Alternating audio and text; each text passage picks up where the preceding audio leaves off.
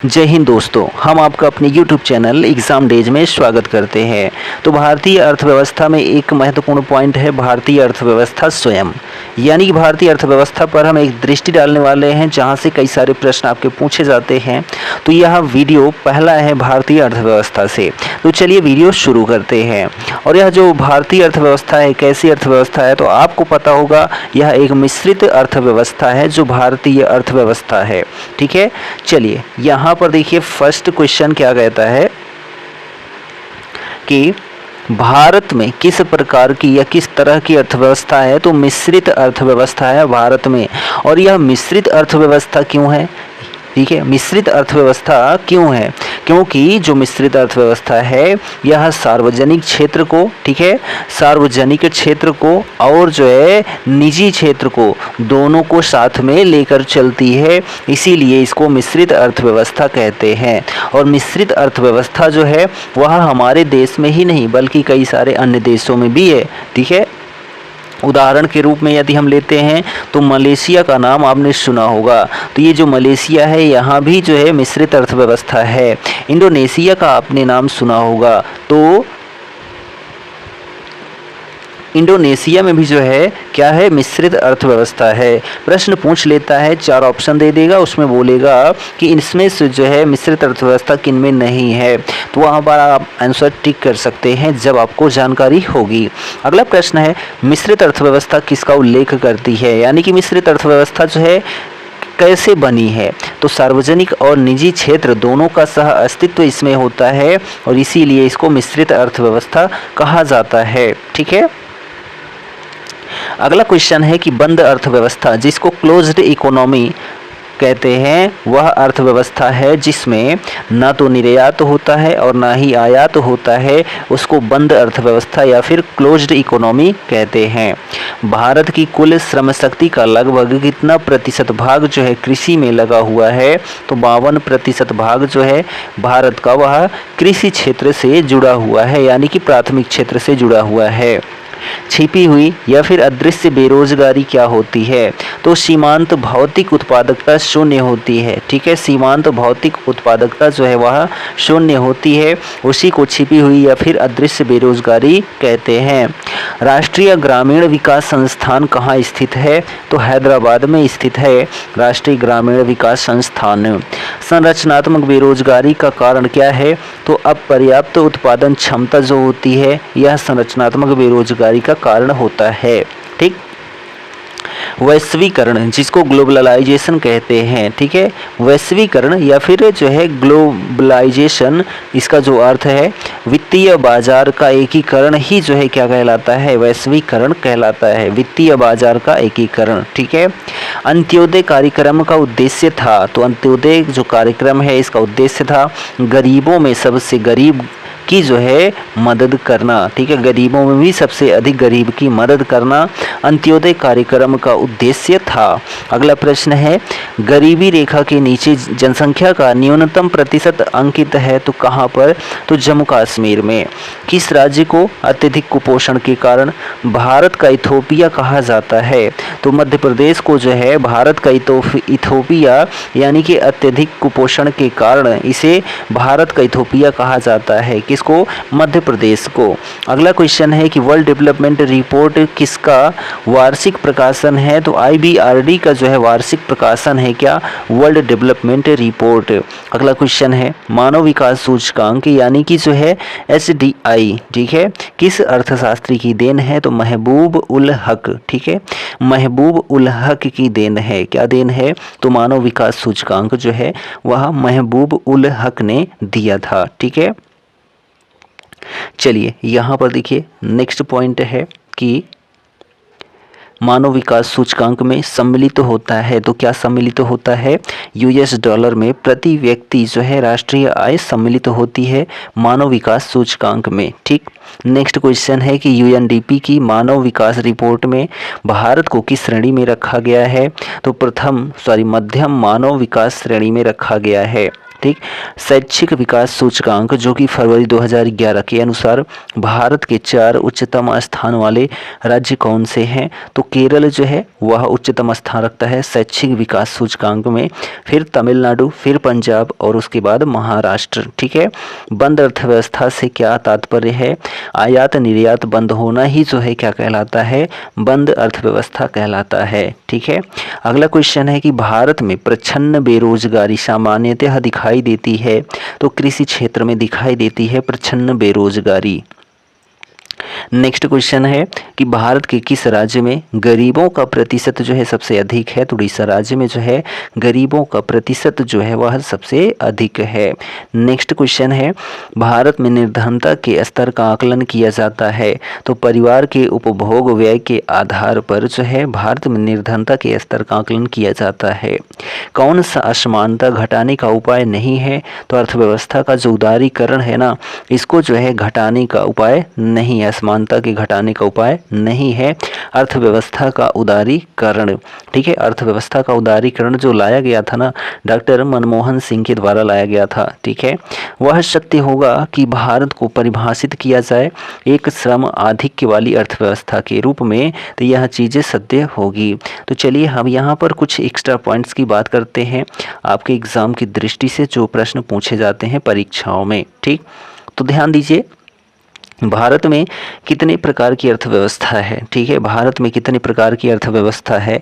तो जो भारत में अर्थव्यवस्था है, ठीक है, अर्थव्यवस्था वह जो है 3 प्रकार की है। कितने प्रकार की है? तो 3 प्रकार की भारत में अर्थव्यवस्था है। कौन कौन सी है? तो एक होती है पूंजीवादी। कौन सी होती है? पूंजीवादी अर्थव्यवस्था भारत में है। ठीक है।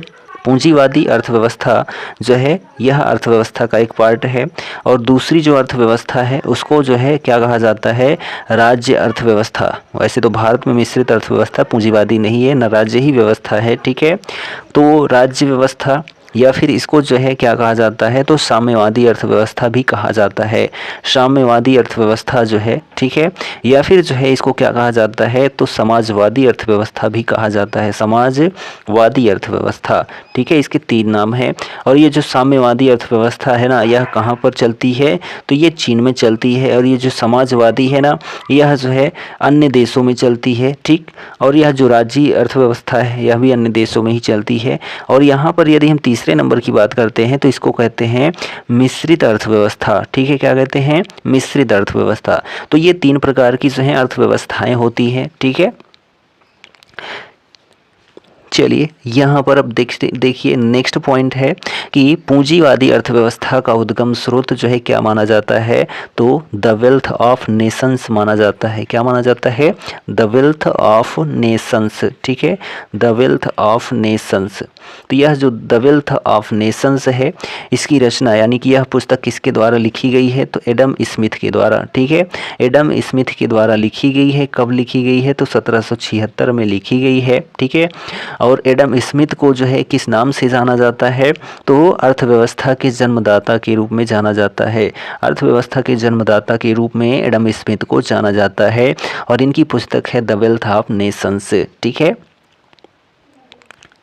राज्य अर्थव्यवस्था पहली बार, ठीक है, जो राज्य अर्थव्यवस्था है ना, राज्य अर्थव्यवस्था या साम्यवादी अर्थव्यवस्था या जो है समाजवादी अर्थव्यवस्था, यह पहली बार जो है कार्ल मार्क्स ने, ठीक है, कार्ल मार्क्स ने जो है क्या किया था? सिद्धांत दिया था। राज्य अर्थव्यवस्था पहली बार जो है कार्ल मार्क्स ने इसका सिद्धांत दिया था। और मिश्रित अर्थव्यवस्था की बात करते हैं तो भारत, मलेशिया, इंडोनेशिया में है मिश्रित अर्थव्यवस्था। आर्थिक विकास के अधिकारिता तथा क्षमता के रूप में जो है विकसित किया गया। यह किसने कहा? तो जो है अमर्त्य सेन ने। किसने? अमर्त्य सेन। अमर्त्य, ठीक, अमर्त्य सेन। ठीक है। आर्थिक विकास को अधिकारिता तथा क्षमता के रूप में विकसित किया गया। यह जो है अमर्त्य सेन ने कहा, यह अमर्त्य सेन ने किया। ठीक है। और यह जो अमर्त्य सेन है अर्थशास्त्र के क्षेत्र में जो है प्रथम नोबेल पुरस्कार विजेता भी रह चुके हैं भारत के। ठीक है। आर्थिक विकास को गरीबी के विरुद्ध लड़ाई के रूप में कहा। ठीक है। आर्थिक विकास को गरीबी के विरुद्ध लड़ाई के रूप में समझा गया। किसके द्वारा? तो महबूब उल हक के द्वारा। ठीक है। महबूब उल हक के द्वारा ऐसा कहा गया। ठीक है। चलिए नेक्स्ट पॉइंट हम बात करते हैं तो अर्थव्यवस्था के क्षेत्रक, ठीक है। अर्थव्यवस्था के क्षेत्रक, तो अर्थव्यवस्था के जो क्षेत्रक हैं वह कितने हैं, तो 3 प्रकार के होते हैं। कौन कौन से होते हैं, तो एक होता है प्राथमिक क्षेत्रक, ठीक है। कौन सा होता है, प्राथमिक क्षेत्रक होता है। दूसरा होता है द्वितीयक क्षेत्रक, ठीक है, द्वितीयक क्षेत्रक होता है। और जो तीसरा होता है उसको क्या कहते हैं, तृतीयक क्षेत्र कहते हैं, तृतीयक क्षेत्रक, ठीक है। अब यह जो प्राथमिक क्षेत्रक होता है ना, इसको किस क्षेत्रक के नाम से जाना जाता है, तो कृषि क्षेत्रक भी कहा जाता है। किसको, प्राथमिक क्षेत्रक को। और जो द्वितीयक क्षेत्रक है ना, इसको जो है विनिर्माण क्षेत्रक के नाम से भी जाना जाता है, विनिर्माण क्षेत्रक, या फिर जो है इसको औद्योगिक क्षेत्रक भी कहा जाता है, जो द्वितीयक क्षेत्रक होता है। और यह जो तृतीयक क्षेत्रक है इसको जो है सेवा क्षेत्रक के नाम से जाना जाता है।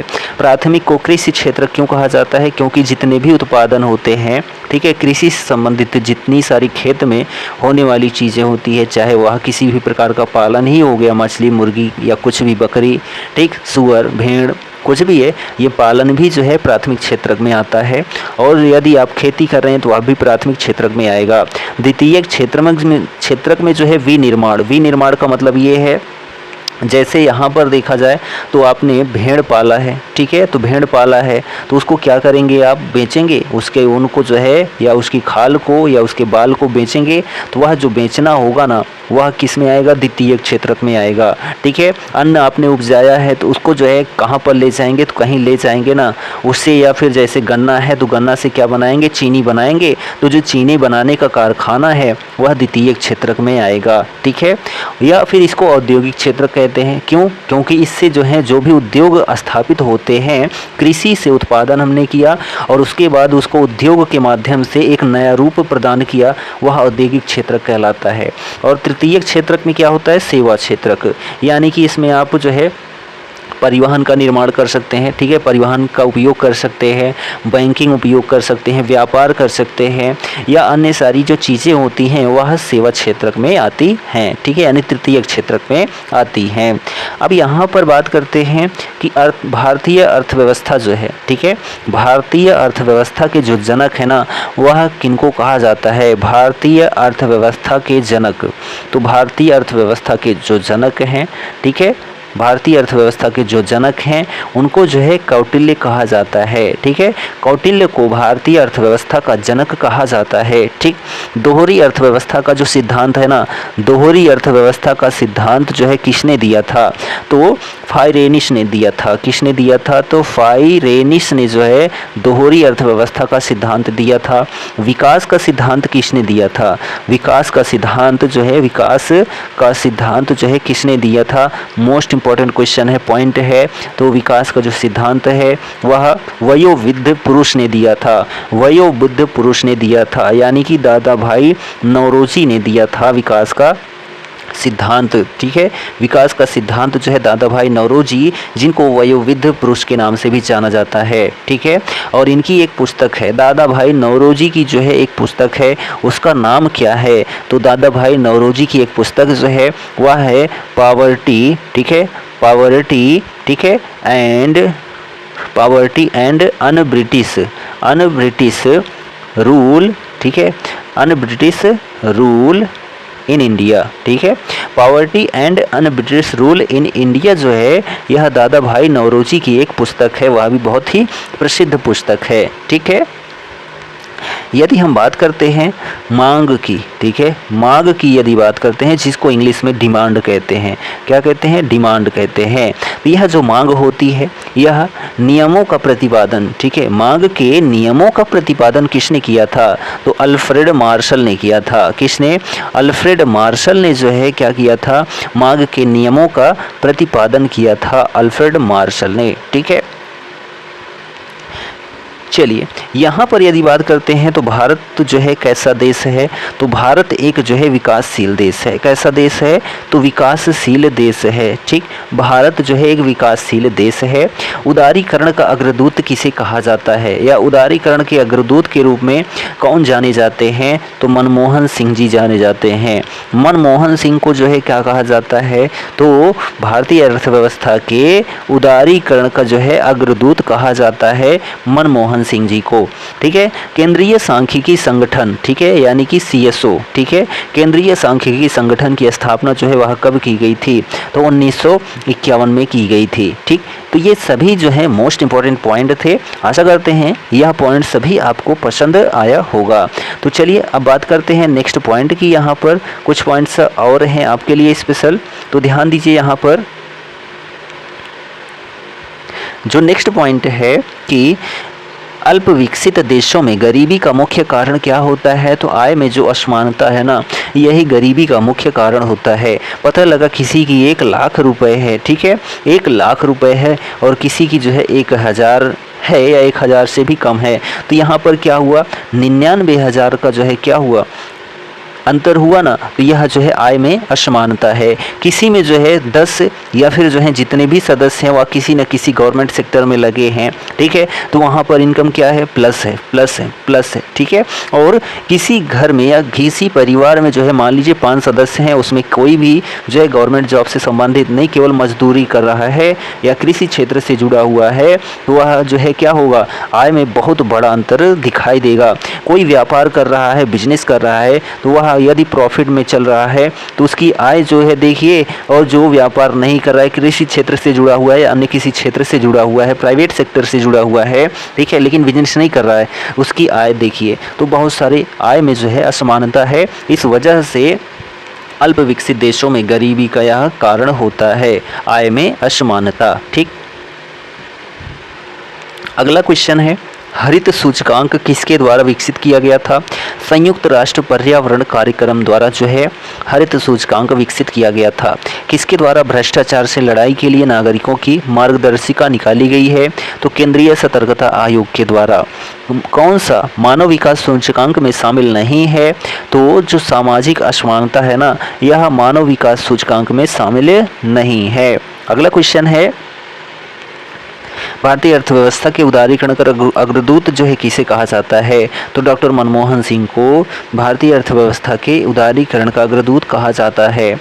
मानव विकास सूचकांक किसने बनाया था? तो UNDP ने बनाया था। तेंदुलकर समिति ने भारत में गरीबी रेखा के नीचे की जनसंख्या का प्रतिशत कितना आकलित किया है?